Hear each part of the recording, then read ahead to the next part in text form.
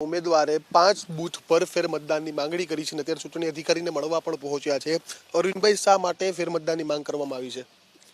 ગઈકાલની ચૂંટણીમાં માણાવદર તાલુકાનું રફાળા ગામમાં સવારથી મતદારોને જવા નથી દેતા અથવા મતદારનું આંગળીનું નિશાન કરી અને બારોબાર મોકલી દે અને એનો જ ઊભેલો માણસ પેટીભાઈ બટન દબાવતો હોય।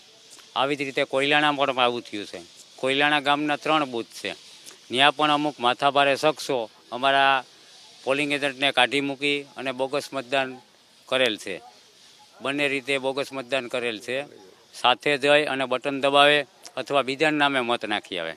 આ ઉપરાંત વંથલીનું વાલી જાપાનું જે બૂથ છે એમાં પણ આ લોકોએ આવી જ રીતનું ખોટું કરેલ છે। એટલે આના માટે અમે લેખિત ફરિયાદ સવારના 11 વાગે કરેલી, બપોરના 1 વાગે અને સાંજે 4:30 વાગે કરેલ। ત્યારબાદ પોલીસ ખાતું હરકતમાં આવ્યું હતું। આ સિવાય ક્યાંય દેખાણું જ નથી। આજે શું રજૂઆત કરશો ચૂંટણી અધિકારીને? આજે અમે ફેરમતદાનની માગણી કરવાના છીએ।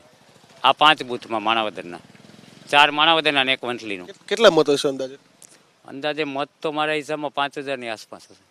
તમામ જગ્યાએ ફેરમતદાન થવું જોઈએ? હા, નહીં, 5 બૂથમાં થવું જોઈએ।